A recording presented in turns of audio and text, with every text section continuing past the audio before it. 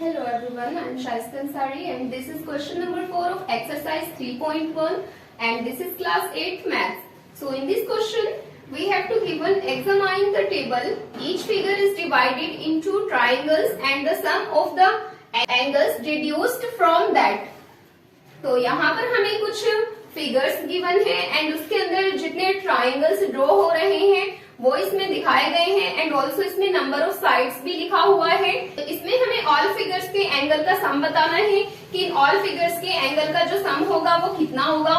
पहले इस क्वेश्चन की टेबल को देख करके समझते हैं वन बाय वन थिंग को कि इसमें किस तरह से दिया गया है। जैसे कि इसमें यहाँ पर फिगर का नेम है एंड यहाँ पर जैसे कि इसमें फिगर्स दिए गए हैं एंड उसके बाद यहाँ साइड्स दी गई हैं, number of side like this is a triangle and इस ट्राइंगल के अंदर यहाँ है 3 साइड्स एंड यहाँ पर एक शेप गिवन है, इसमें है 4 sides and in this figure there are 5 sides and in this there are 6 sides. And इस लाइन के अंदर जैसे कि यहाँ एंगल सम को दिखाया गया है कि ट्राइंगल के इनसाइड में 3 एंगल्स होते हैं एंड उसके एक ट्राइंगल के 3 एंगल्स का जो सम होता है वो होता है टोटल 180 डिग्री का। एंड यहाँ पर इस शेप के अंदर बताया गया है कि इसमें यहाँ पर 4 साइड्स तो दी गई हैं बट ये जो 4 साइड्स हैं उन 4 साइड्स में से 2 ट्राइंगल्स ड्रॉ हो रहे हैं।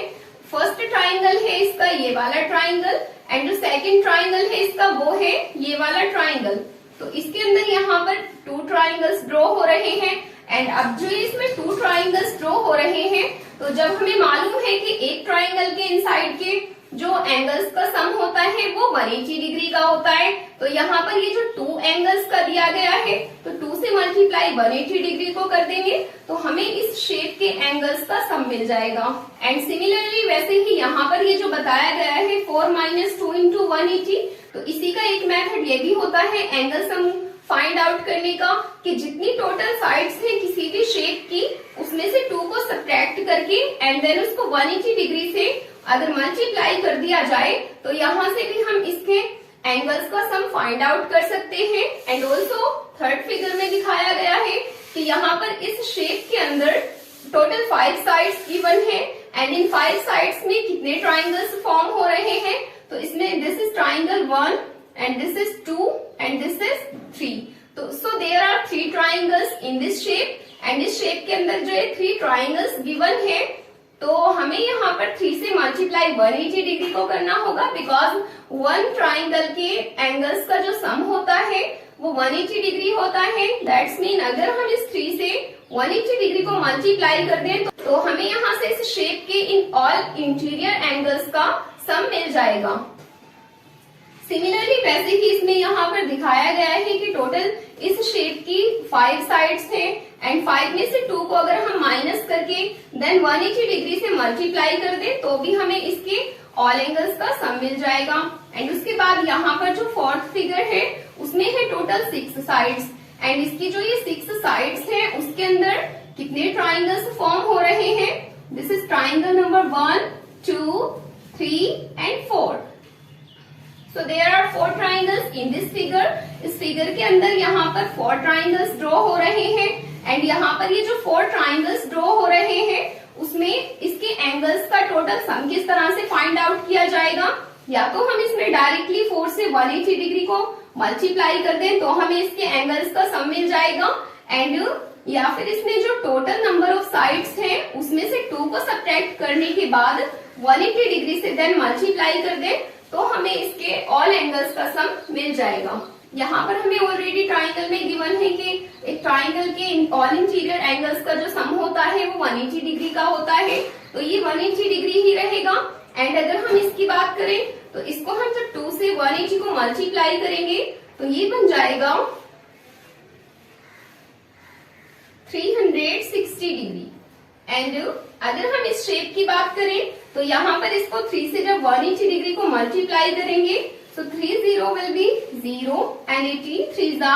54। तो यहाँ पर इस फिगर के ऑल एंगल्स का जो सम होगा वो होगा 540 डिग्री। एंड अब बात करते हैं नेक्स्ट फिगर की तो इसमें यहाँ पर 4 × 180 जो गिवन है I already explain about it. So now 4 zeros are 0 and 4 8s are 32, 4 1s are 4 plus 3 will be 7। So the sum of all of the interior angles of this figure will be 720. But अभी हमारा यहाँ पर answer complete नहीं हुआ है। इसमें आगे भी हमें एक लाइन दे रखी है। इस लाइन में हमसे बोला गया है what can you say about the angles sum of a convex polygon with number of sides. Means यहाँ पर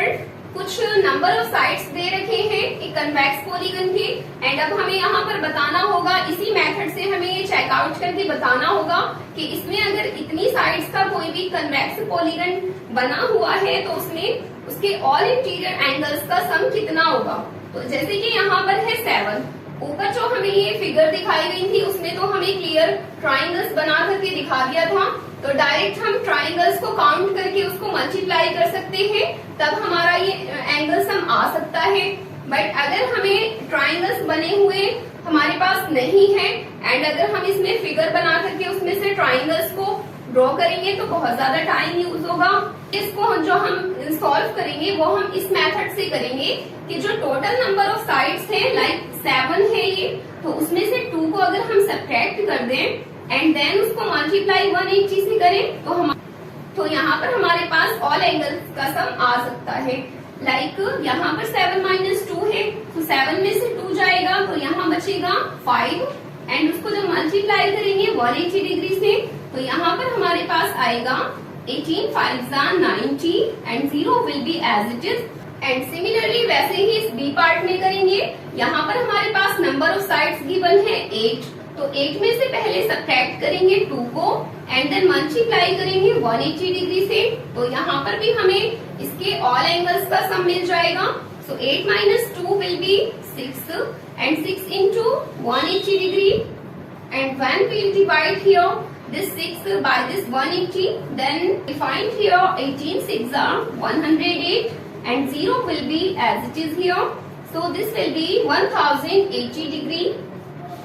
And in the next part it is 10, so first of all we have to subtract here this 2 from this 10 and then we have to multiply here by 180 degree, and 10 - 2 will be 8 and into 180 degree, so 18 8s are 144 and 0 will be as it is, so the sum of all angles will be 1440 degree. And in the D part, यहाँ पर हमें D part में only n given है, means हमारा जो number of sides है वो n है, तो हमें नंबर ऑफ साइड्स की प्लेस पर n को ही पुट करना होगा एंड देन सब्ट्रैक्ट करेंगे इस 2 को, and after subtracting 2 we have to multiply by 180 degree, and जब इसको 180 डिग्री से यहाँ मल्टीप्लाई करेंगे तो n तो एक वेरिएबल है, we can't subtract here this 2 from this n,